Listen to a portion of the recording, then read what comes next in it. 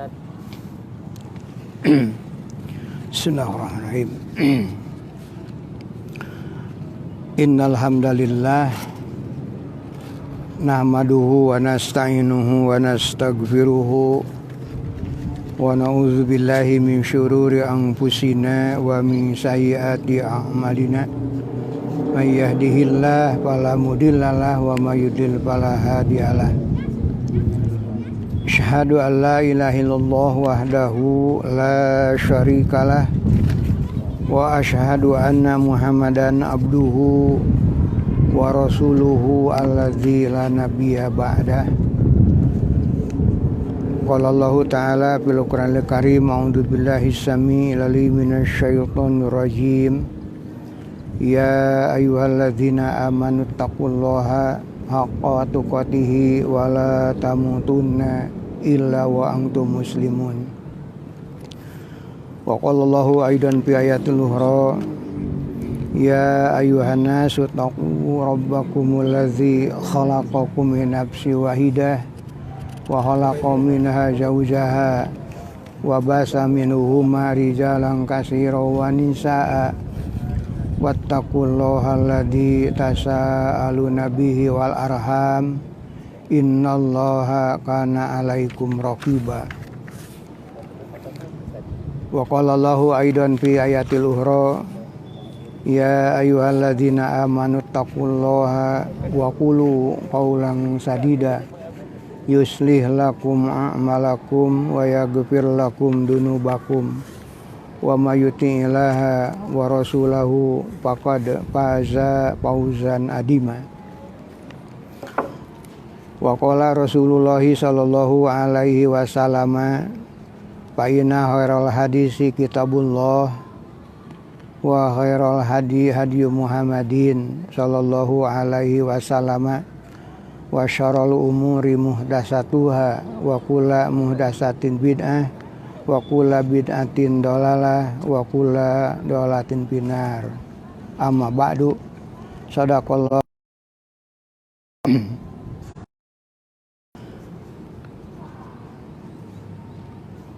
Para hadirin sekalian, pada kesempatan kali ini saya ditugasi untuk menyampaikan syarah Riyadhus Shalihin, syarah Arba'in Imam An-Nawawi. Sebagaimana kan tadi dalam muqaddimah, itu adalah muqaddimah yang ditulis dalam kitab Syarah Arba'in ini. Kitab Syarah Arba'in yang ada pada kami, yakni kitab syarah yang disampaikan oleh 5 orang ulama, yakni yang keempat oleh Muhammad bin Shalih Al-Utsaimin, dan yang kelima oleh Syekh Shalih bin Abdul Aziz Al-Utsaimin. Itu syarah hadis Arba'in yang ada pada kami.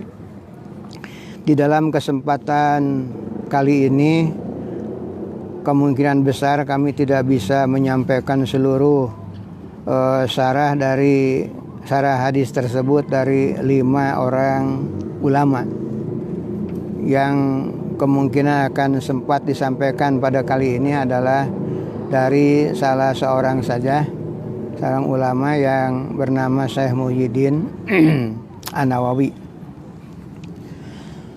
Hadis yang disampaikan kali ini adalah hadis nomor 1 yang terus dalam hadis Arba'in, itu dalam kitab hadis Arba'in, yakni yang berbunyi Bismillahirrahmanirrahim, wa an amiril mu'minin Abi Habsin Umar bin Al-Khattab radhiyallahu anhu qala sami'tu Rasulullah sallallahu alaihi wasallam yaqulu innamal a'malu binniyati wa innamal likulli imri'in ma nawa Faman kanat hijratuhu ilallahi wa rasulihi fa hijratuhu ilallahi wa rasulihi.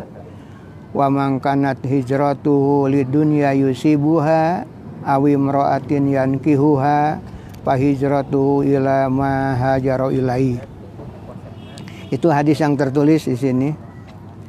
Hadis tersebut diriwayatkan oleh Imam Al-Bukhari dan Imam Muslim, ya. Imam Bukhari dan Imam Muslim.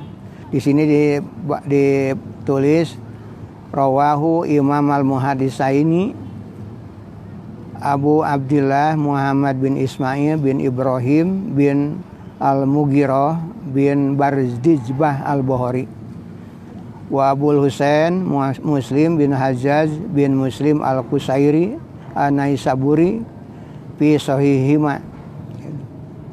Itu diterangkan bisa begitu.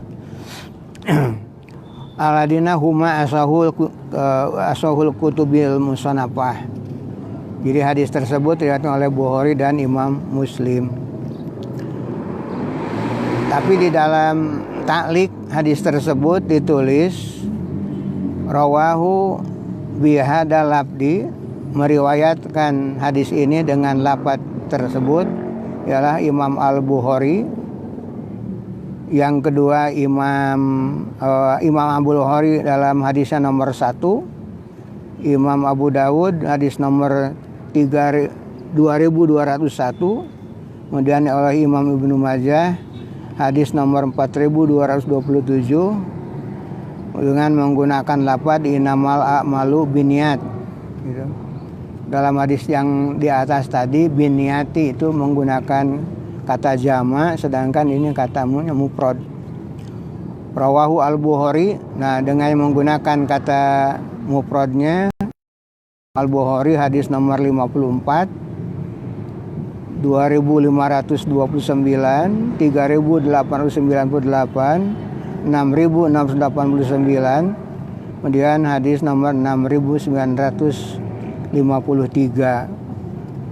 Imam Muslim hadisnya nomor 1907, Imam Tirmidzi hadis nomor 1647, Imam An-Nasai hadis nomor 75, nomor 3437, kemudian nomor 3794. Wa kulluhum min hadis Umar bin Al-Khattabi. Seluruh hadis tersebut itu sumbernya dari sahabi Umar bin Al-Khattab.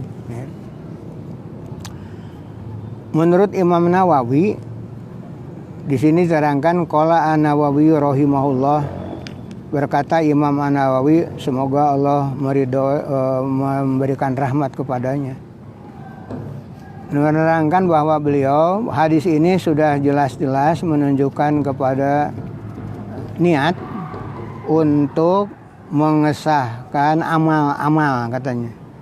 Di hadis ini jelas-jelas menerangkan niat untuk mengesahkan amal-amal. Di mana amal itu baik, maka amalnya juga akan baik. Apabila niatnya baik, maka amalnya pun akan baik. Dan apabila niatnya itu jelek, maka amalnya pun akan jelek, gitu kan. Ya begitu diterangkannya. Tetapi apabila amal itu ada hubungan dengan niat, maka akan tiga hal, katanya. Jadi kalau amal berhubungan dengan niat itu akan menghasilkan 3 amal. Yang pertama, orang yang beramal misalnya dengan dasar haub, dengan dasar takut, gitu kan ya. Takut kepada Allah Subhanahu wa taala. Ini boleh dikatakan kalau seorang ibadah berdasarkan rasa takut kepada Allah, maka itu gambarannya adalah gambaran ibadah seorang hamba, katanya begitu. Itu kata Syekh An-Nawawi. Yang kedua, apabila orang itu beramal disebabkan mencari atau menghendaki masuk surga, dan ibadah orang tersebut adalah gambarannya ibadah seorang pedagang atau para pedagang gitu. Di mana para pedagang itu selalu mengharapkan adanya kelebihan-kelebihan gitu ya, keuntungan-keuntungan. Kemudian yang ketiga, ada juga katanya orang yang ibadahnya atau beramalnya dengan dasar haya. Haya itu malu, pada perasaan malu itu kepada Allah Subhanahu wa taala dan melaksanakan benarnya ibadah. Rasa malu dan melaksanakan benarnya ibadah kepada Allah. Juga menggambarkan orang itu melaksanakan perasaan rasa syukurnya kepada Allah Subhanahu wa taala. Orang tersebut katanya melihat memandang dirinya itu ada kekurangan-kekurangan.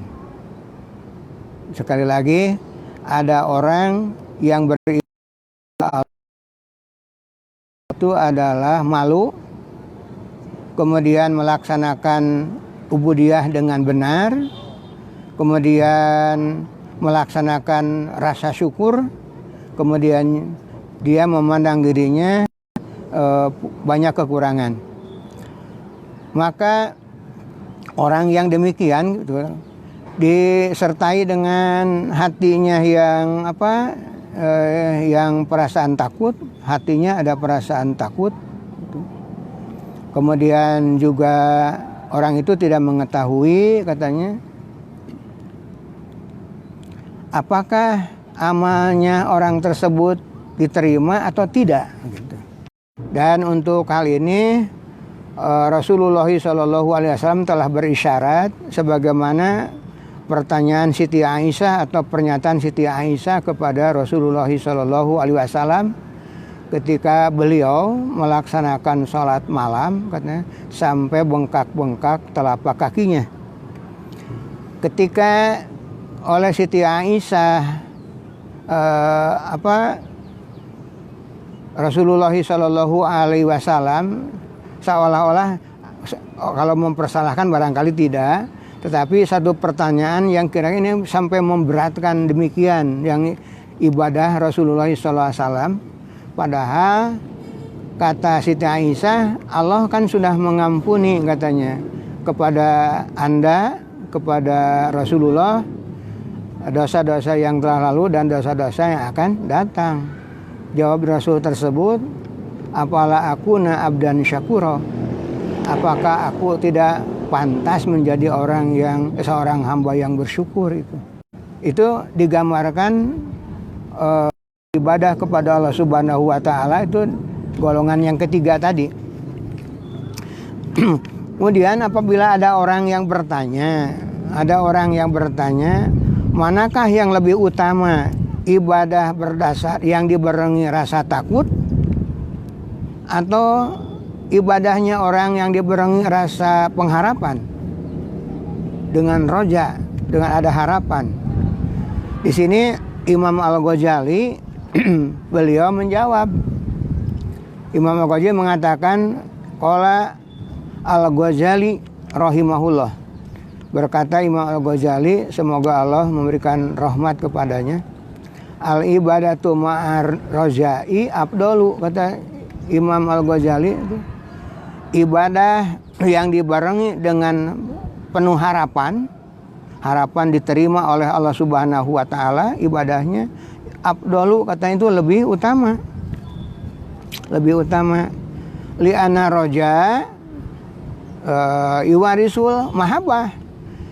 Sebab katanya yang kalau ibadah dibarengi dengan roja itu akan melahirkan, mewariskan mahabbah kepada Allah Subhanahu wa taala.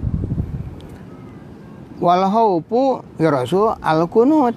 Sedangkan kalau kita ibadah dibarengi dengan perasaan takut, itu akan mewariskan kepada kita itu taat, kunut, taat gitu ya, atau tunduk kepada Allah Subhanahu wa taala. Wahadil aksamu salasati fi hakil muhlasin katanya. Nah, bagian-bagian ibadah ini yakni bagian-bagian ibadah orang-orang yang ikhlas. orang-orang yang ikhlas. Tapi kata dalam syarah hadis ini, wa'lam anal ikhlaso qad ta'arada lahu apatul ajib. Perhatikan, ketahuilah katanya bahwasanya ikhlas itu sesungguhnya bertarud, ya, dengan apa, bertarud bagi seseorang yang ikhlas tersebut gitu. Kadang-kadang di dalam hati orang yang ikhlas itu diwarnai dengan rasa ta'ajub. Jadi ada godaan bagi orang yang ikhlas sholat, misalnya itu ada perasaan ta'ajub kepada dirinya sendiri atas sholat yang dilakukannya, misalnya begitu. Paman aja babi amalihi habito amaluhu. Barang siapa yang merasa ta'ajub pada amalnya sendiri, maka itu akan gugur amalnya. Artinya tidak akan diberi pahala oleh Allah Subhanahu wa taala. Ngerasa bangga dengan amal kita gitu ya. Itu akan menggugurkan pahalanya. Wa kadzalika man istakbara habita amaluhu. Demikian pula katanya orang yang takabur gitu, itu akan hancur gugur amalnya, itu begitu ya. Kemudian hal yang kedua, orang yang beramal gitu ya, itu karena urusan dunia dan karena urusan akhirat. Mungkin ada orang yang demikian, orang itu mau beribadah karena urusan dunia dan urusan akhirat. Jamaihima katanya, kedua-duanya ada bersatu dalam orang yang sedang beribadah tersebut. Pada haba ba'du ahli ilmi, maka berpendapat sebagian daripada ahli ilmu ila anal inna a'malahu mardudud, bahwasanya amal tersebut itu ditolak katanya. Jadi kalau seseorang beribadah karena dunia dan karena akhirat, menurut sebagian ahli ilmi itu ditolak katanya ibadahnya. Wastadala bi qauli sallallahu alaihi wasallam fil khabari robani. Jadi orang yang atau ulama yang berpendapat yang berpendapat bahwa orang yang beribadah karena dunia dan karena akhirat itu karena adanya satu ucapan atau fi qaulil robani yang menerangkan bahwa ana agnia surakai anisyirki paman amila amalan asyraka fihi ghairi pa ana bari uminhu. Nah, disebabkan adanya hadis tersebut, hadis qudsi, maka orang mengatakan bahwa orang yang beribadah karena dunia dan karena akhirat itu akan ditolak. Sampai kepada pendapatnya Al-Haris Al-Muhasibi katanya fi kitabi riayah, yang menerangkan bahwa ikhlas tersebut katanya tiada lain adalah taat. Ikhlas itu adalah taat katanya, bukan yang lainnya. Ya, bukan yang lainnya. Nah, di dalam masalah ini ada orang yang biasanya ibadah itu dibarengi dengan rasa ria, betul ya? Ada dengan rasa ria. Nah, ternyata ria tersebut katanya ada dua macam. Yang pertama ala yarida bi taatihi ilanas. Orang itu beribadah, taatnya itu karena manusia. Taatnya karena manusia. Orang itu mau beribadah karena ada orang lain, misalnya begitu. Itu karena ada orang lain. Orang itu kelihatan gambaran luarnya taat, tapi di dalam hatinya itu karena adanya manusia atau ada orang lain. Itu termasuk kepada golongan ria. Yang kedua, ayaridan nasu warobanas. Yang kedua itu orang yang beribadah karena manusia dan karena rob manusia, karena Allah juga gitu. Dua, ganda itunya, ganda itu. Wakilahuma muhbitul amali, kedua-duanya itu akan menggugurkan amalnya. Jadi tidak boleh kita beribadah itu karena adanya manusia. Kalau ibadah itu karena Allah saja begitu ya, itu baru akan diterima oleh Allah. Wa naqala hadal qaul al-hafid Abu Nu'aim fil Hilyah. Dan untuk memberikan penjelasan ini ada satu ucapan atau satu pendapat dari al-hafid Abu Nu'aim di dalam kitab al-Hilyah, katanya an ba'di salaf, diterimanya dari sebagian salaf. Ahli salaf itu adalah orang-orang para sahabat, para tabi'in dan para tabi'in itu dinyatakan sebagai salaf.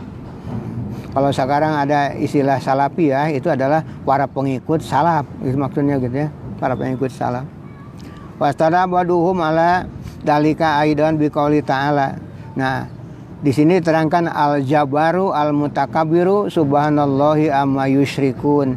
Jadi Allah itu tidak mau dijadikan sebagai bahan serikat gitu ya. Oleh karena itu kalau ibadah itu karena Allah saja.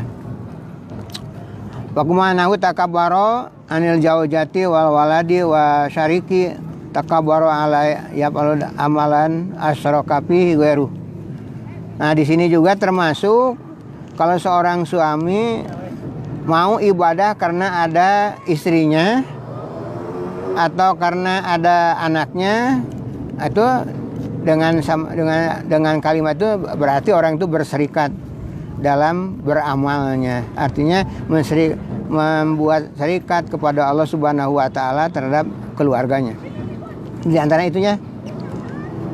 Sedangkan Allah Subhanahu wa taala menurut Al-Qur'an itu kabir wa mutakabir, Allah itu ya. Jadi tidak boleh diselingi dengan berbagai macam yang lain.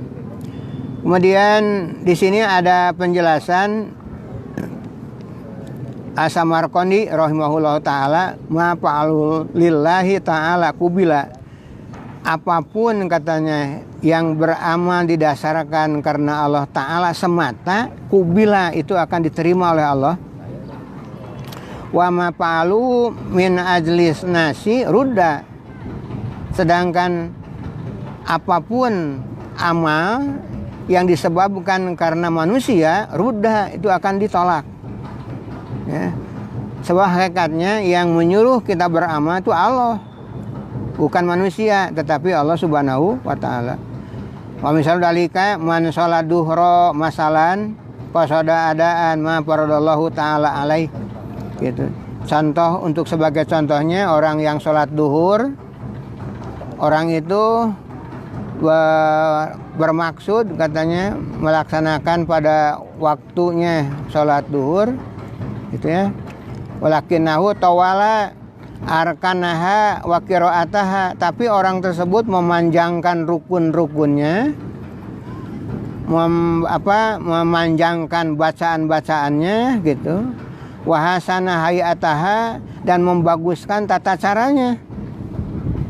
Min ajli nasi, disebabkan manusia. Jadi ini harus hati-hati betul kepada semua orang muslim yang melaksanakan sholat. Kalau ada manusia yang lain, kita ini apik sholat gitu ya. Tapi kalau tidak ada orang lain, wah kita semau kita, itu tidak boleh semacam itu. Itu termasuk kepada orang yang ruda gitu ya, ditolak amalnya. Kemudian lagi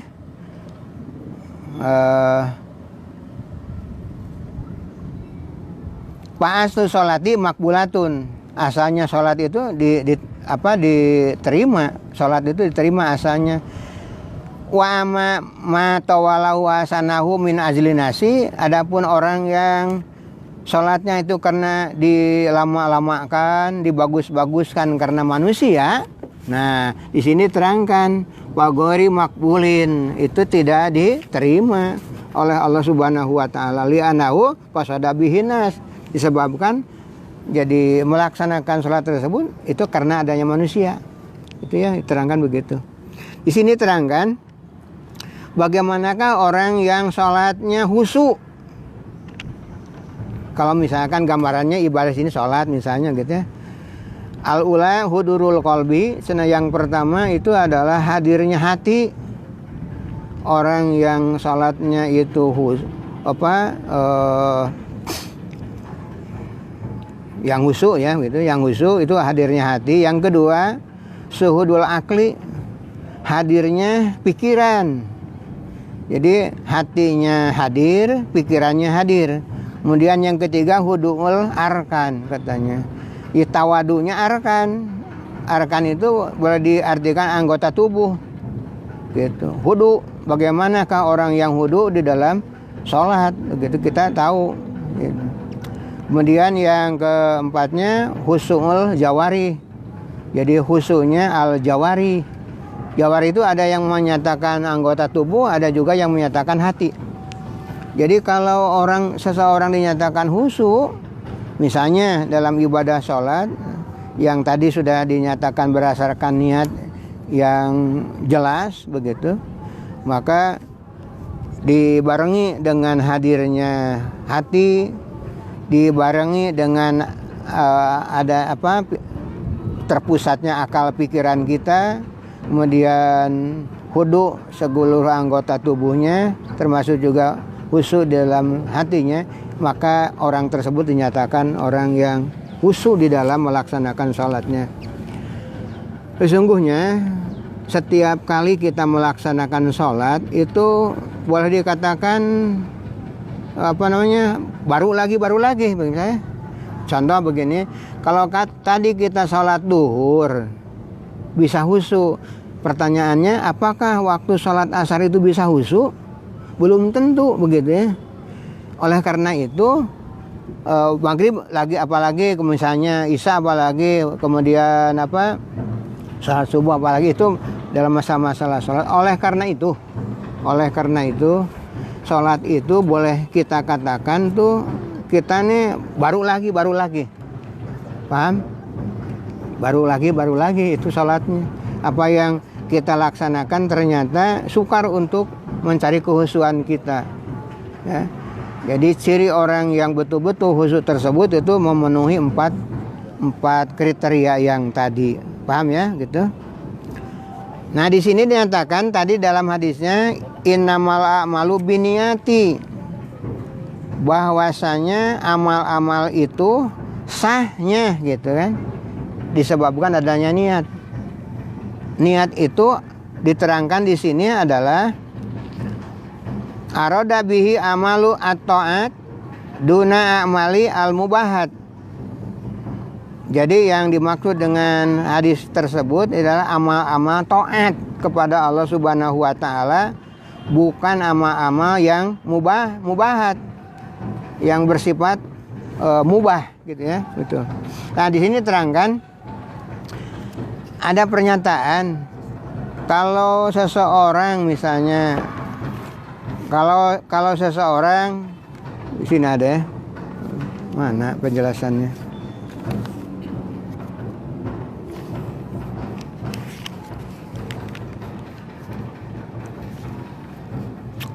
Ini ya, ada penjelasan lagi. Wa'lam ananiyata lugotan. Ini kembali kepada hadis yang tadi. Ketahuilah bahwa niat itu menurut bahasa al-qasdu, itu adalah maksud ya. Maksud katanya. Yuqalu nawakallaha bihairin, engkau berniat itu kepada Allah melaksanakan sesuatu yang baik. Aw qasduka bih, atau kamu bermaksud sesuatu dengan yang baik tersebut, itu sebut niat. Wa niyatu syara'an qasdu syai'i muqtaronan bi fi'lihi. Sedangkan niat menurut syara itu adalah melakukan sesuatu dibarengi memaksudkan sesuatu dibarengi dengan amalnya, dengan pekerjaannya dibarengi ya gitu, dibarengi.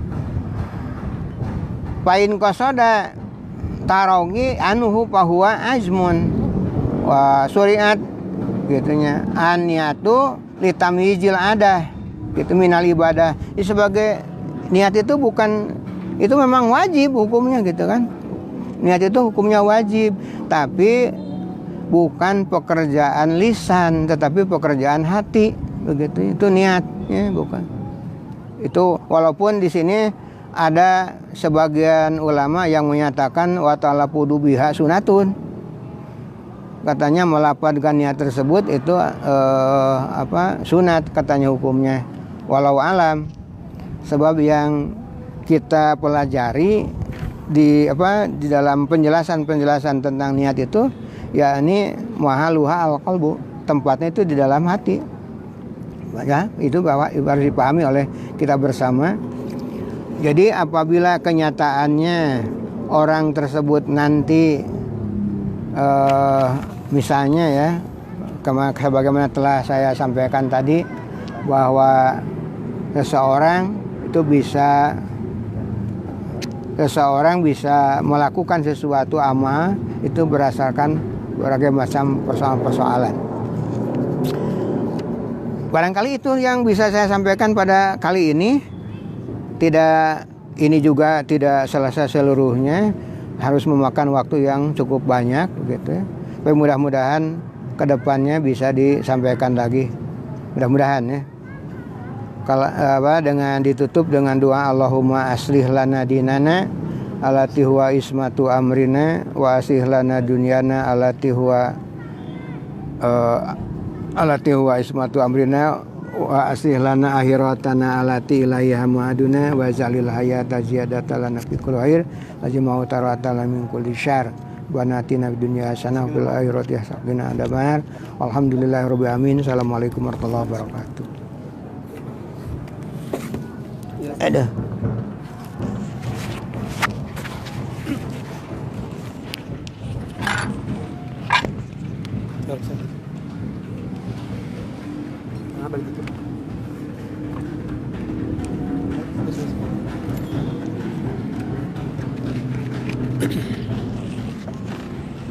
Alhamdulillah rabbil alamin. Ikhwan fillah rahimani wa rahimakumullah. Kita telah sama-sama memperhatikan dalam kajian yang disebut dengan neon. Yang kita tahu neon itu adalah salah satu alat penerangan. Jadi filosofinya yang neon itu memberikan cahaya, memberikan penerangan. Nah, PC Persis Cihideng, Kota Tasikmalaya, kajian di bulan Ramadan ini mengambil filosofi dari neon. Mudah-mudahan apa yang disampaikan oleh para asatid, oleh para mubalik itu memberikan cahaya, memberikan penerangan kepada masyarakat luas. Alhamdulillah tadi kita telah sama-sama memperhatikan kajian hadis arba'in yang berkaitan dengan pentingnya niat, innamal a'malu binniyat, sehingga para ulama dari hadis tersebut melahirkan satu kaidah, di antaranya la yusabu illa binniyat. Suatu amal itu tidak akan diberi pahala kecuali dengan niat. Tapi sayang sekali karena keterbatasan waktu, hadis yang berkaitan dengan niat itu masih panjang. Ada beberapa ulama yang memberikan syarah. Insya Allah pada pertemuan yang akan datang akan dilanjutkan, akan diterangkan kembali oleh Al-Ustadz Abu Farhan. Mudah-mudahan ilmu yang sudah disampaikan kepada kita menjadi tuntunan, memberikan cahaya bagi kita semua. Akhirnya kajian ini ditutup dengan doa Allahu yahudu bi'aidina ila ma fihi khairul islami wal muslimin. Wassalamualaikum warahmatullahi wabarakatuh. Dan selanjutnya Ustaz, ini ada kenang-kenangan ya.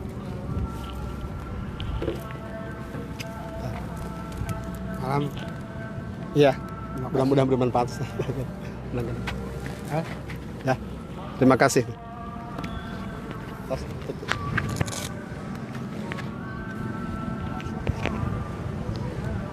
Wah, cenak maghrib.